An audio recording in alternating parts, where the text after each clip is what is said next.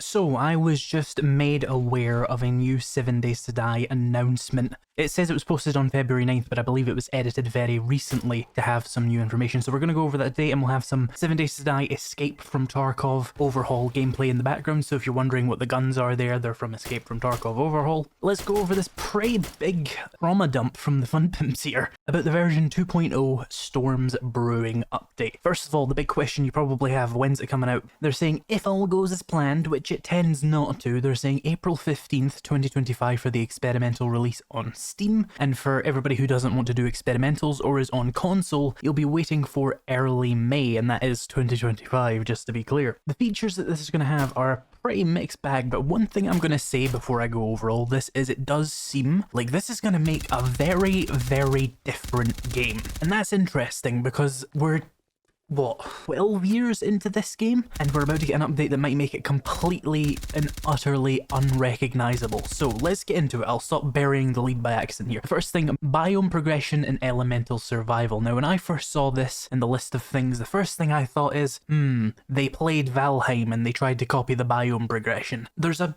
very noticeable trend in 7 Days to Die over its development history where games come out and then a couple of years later something gets overhauled in 7 Days to Die quite immensely to be more like that game. Threat levels and challenges increase as you progress through each biome, so that was kind of already in the game and we don't necessarily know what that's going to be specifically, but it does sound kind of Valheim-esque. But one thing I'm noticing here is when it says maximum loot is also capped per biome to encourage exploration, that's going to be really interesting. I think what that means is your loot stage is effectively going to be capped at certain levels. So for example, let's say level 60, there is no benefit anymore to being in the forest biome. You have to go to the burned forest to get to better loot. It'll probably be a lot earlier than level 60, that's just an example. And finally, after many, many, many years, smoke, heat, cold, and radiation hazards are coming to the game. Well, heat and cold were already in the game, and then they took them out and then put them back in, took them out and put them back in. You know how it is. But they're putting them back in, and they're adding smoke and radiation, which I'm actually very interested to see. I imagine it'll be largely armor mods and like medicines that you can use to counter smoke and radiation hazards. And of course, to go along with that, you have conquer tough biomes in manageable chunks with damage, remedies, and survival against each type of hazard. Think Valheim frost potions in the mountains. Push your limits with craftable consumables that temporarily increase your biome/elemental resistance. Again, think poison resist for the swamp, frost resist for the mountains, as was in Valheim. I know it's not the most original thing ever. They may not have genuinely taken it from Valheim, it's just the timing of it is very good. It's like 2 years after Valheim came out, right? New accompanying visual effects, sound effects, player HUD elements. Good. That'll be better than the little border you get around your screen right now is a PNG of like the concept of cold. Several new biome specific zombie types such as the desert plague spitter, which I'll show you a picture of, picture quotation marks of later, and it says that this can be disabled for quote unquote classic gameplay. What is classic gameplay in 7 Days to Die really? I mean, if I say classic gameplay, I think Alpha 16, but apparently 1.0 gameplay, which is less than a year old, is classic gameplay. I don't know, whatever. Now this is a really interesting thing to the perk updates, and I actually think it's a good thing. They've decoupled themselves from the special system ripoff that they had before by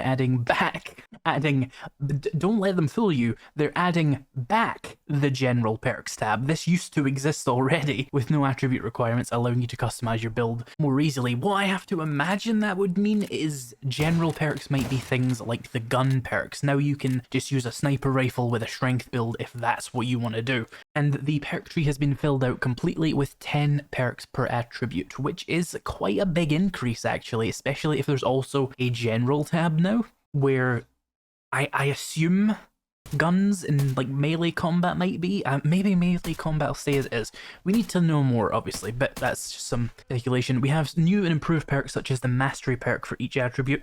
Not really clear what that means. Maybe it's something you earn, like you get level 4 by putting skill points into it and then you do something to earn the 5th rank, or maybe it just costs a lot of extra skill points. And this is a very good change, just without a doubt. The sledgehammers finally getting a skill book is a major improvement to sledgehammers, and also just a real shoring up of the gameplay. Like, it was weird that there wasn't one, right? Now here's where some really interesting stuff. This is where I think we get to the stuff that really is going to change the face of the game here. New charged blue and infernal orange zombie archetypes.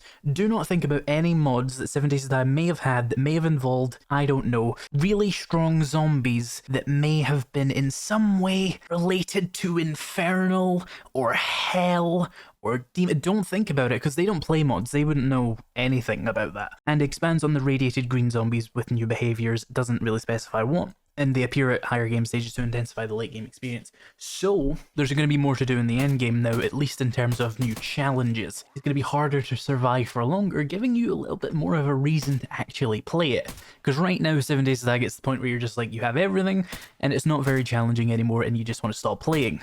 This could be interesting. That could maybe keep you going. I don't know what charge is going to mean, or how they're going to spawn.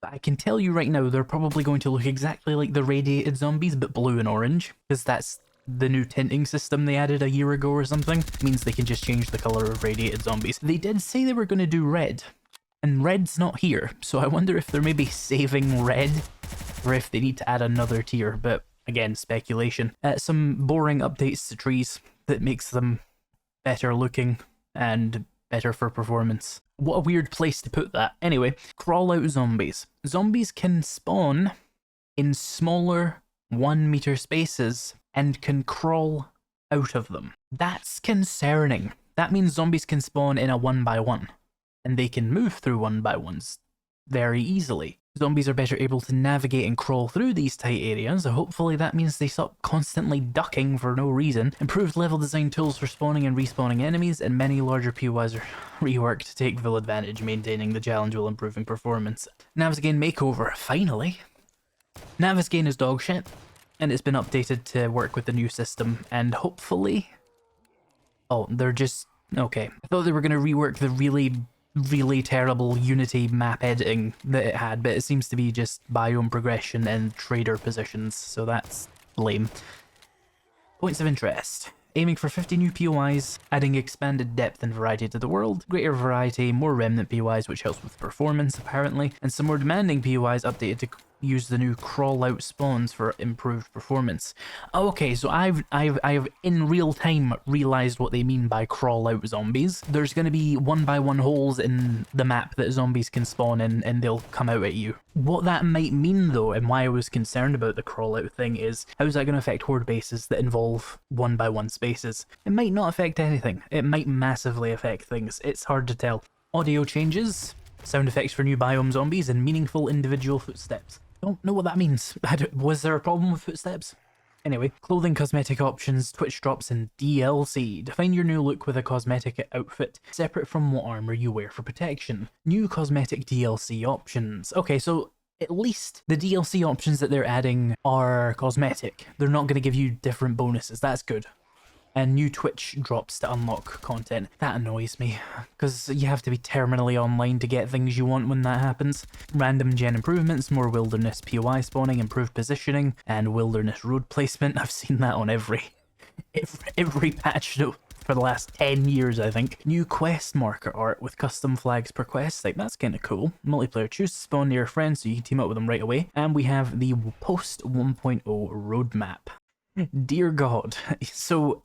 April, May-ish this year, we'll be getting the V2 Storms Brewing update. At this rate, we're getting about one update a year, so logically, it's going to be yet another year of delays until we get the bandits. The bandits have been delayed till next year for genuinely about 6 years or something now. And we've also got V4, which has the Road Ahead update, which has the trader overhaul, adding the story mode finally, as well as Steam Workshop support and a new quest type. Also, there's a new quest type coming here with a main menu overhaul. The UI overhaul interests me. If it means I get a better looking inventory system that doesn't burn my eyes, I'll be very happy. So, there's another little thing here, and we have the Desert Plague Bitter concept. Now, this is why I gave it quotation marks for a picture. This appears to be AI generated. Make of it what you will.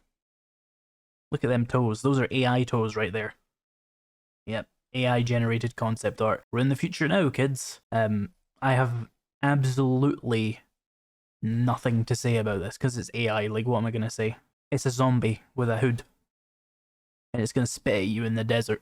I hope it is AI and it's not just like an artist who has a really AI looking style. That would be unfortunate.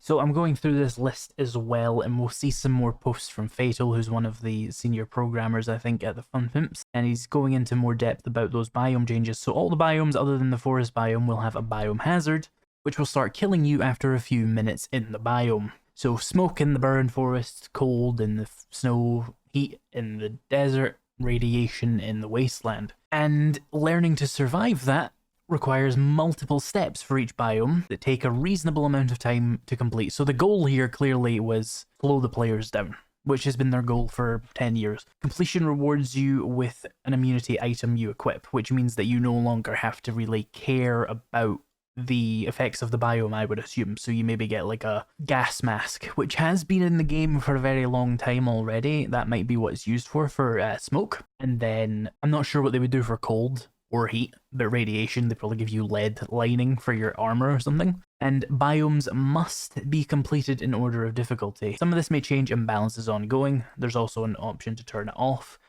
which is kind of It feels like they're covering their bases by giving you an option to turn it off, but there's so many things they've changed about this game in the past that they never gave us a choice to turn off. Feels like they're really starting to hurt from people complaining about things being like changed for no reason, and they're just like, we'll just give you an option to turn it off. Sort of like to remove themselves from criticism, right? It's like, I can already turn it off. I can download a mod. You're not doing anything with that. If your change is shit, your change is shit. It doesn't really protect you from anything. There's a new slot for the survival kit. Kits go from biome 1 to 4, 4 being the wasteland, and protects from every biome's hazard. Okay, so you have a 5th armor slot is what I'm hearing here, and you get an item which just makes you immune to the effects of the biome. Interesting. That's all I'm going to say there. Interesting. It looks like what they're doing here is sort of a challenge system. So the challenges that are currently in the game, imagine they add another tab that makes you do a bunch of stuff specific to surviving in the desert, for example, and then you get to redeem a completion thing for all of that, and you'll go to the trader and they'll give you the immunity item. That is interesting, but I do wonder the logic of that. You're making the players go through all of this process, right, to learn to survive in the desert, and then you're giving them an item that turns that off for doing that. What was the point?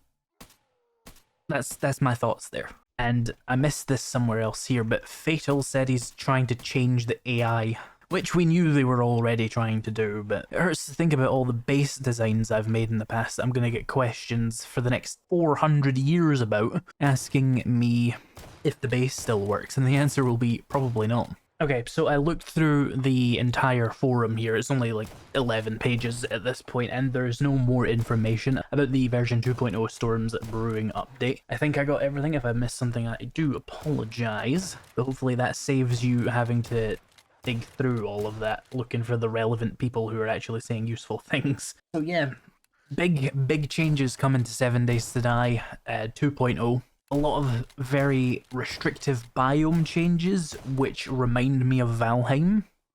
Whether or not that's a coincidence, we will likely never know. But it could be good. I mean, Valheim is good.